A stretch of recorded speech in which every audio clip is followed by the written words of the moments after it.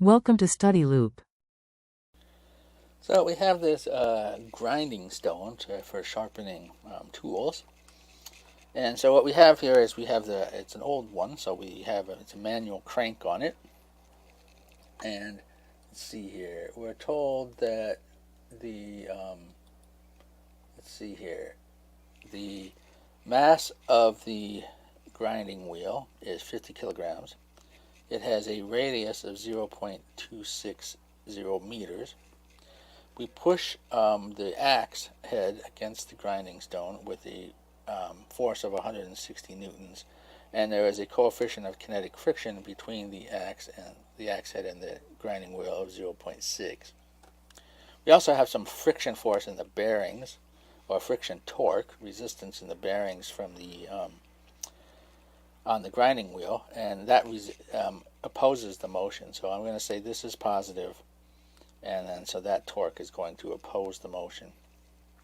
The lever arm has a length of 0.5 meters, and initially this thing isn't spinning, and finally we get it up to 120 RPM, which is 4 pi radians per second, and that happens over a period of 9 seconds. So the average acceleration is the change in angular velocity divided by the change in time, and that's 4 pi over 9 radians per second squared. Now, we have friction force here, and that friction force is just the kinetic coefficient of friction times the force that we're pushing the axe head onto that, and we know both of these things, and so we multiply them out, and we get 96 newtons. So we have 96 newtons of drag acting on the edge here. Now, if we do a moment balance about this rotation point here, we get that F1 times L, okay, so that's positive. We're always pushing perpendicular to the handle, so we have no worry about the angle, so that's always perpendicular. So we have the moment is F1L. Then we have this drag torque, this friction torque, so that's subtracting, and then we have the friction force here, and that is what did I do? I didn't put R in there. So let's squeeze a little R in there. I forgot that. Yeah. I need one in here too. Jeez, I didn't. Why did I not put these R's in? I'm pretty sure the answer is still okay. I just copied them down wrong. Anyway, so we have the torque from this friction force equals J times the angular acceleration. And again, J is 1/2 mr squared, just because we're assuming this is a uniform cylinder. So we can solve for F1. So we want the force that we need to crank this thing up to 120 RPMs in 9 seconds if we have this, if we're pushing the axe against that.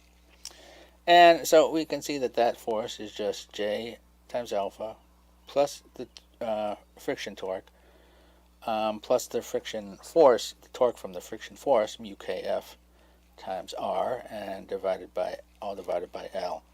And plugging in all those numbers, we get 67.6 newtons.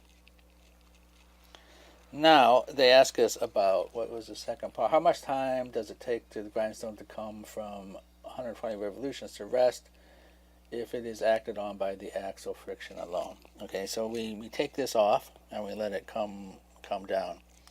Now, one thing we didn't do here, and because they didn't tell us that, if this arm had appreciable mass, then we should be including that in our mass moment. But they didn't tell us a mass for that, so we're basically left to assume that it's negligible compared to the grinding wheel mass, which is probably a pretty good assumption. So anyway, we let it, after we let go of this. No, wait, what do we do? How much time does it take? So we have, yeah. Okay, wait, I think I skipped ahead one. Oh, yeah, after the grinding stone attains a speed, so once it's up to speed, we want to know how much force it takes to just maintain that speed. And so that means the angular acceleration is now 0. So we have F1L minus the torque, the friction torque, minus the friction force times R equals 0. So F1 winds up being 62.9 newtons. So again, less than this because we're not accelerating this anymore. We're just keeping it at a constant speed. So we have this. We just need to maintain that speed. We need this a bit less force to be pushing on this crank. Now they say if we take this force off and just let this go free, and take this off, and how long does it take to come to rest? Because we still have this drag torque.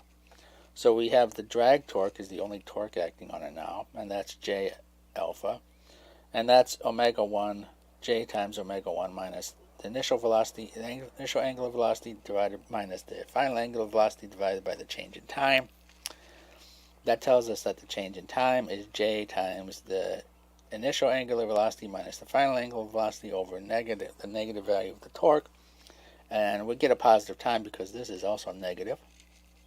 And plugging in our values, we get 3.27 seconds. So it takes 3.27 seconds to have this thing slow down and finally come to a rest.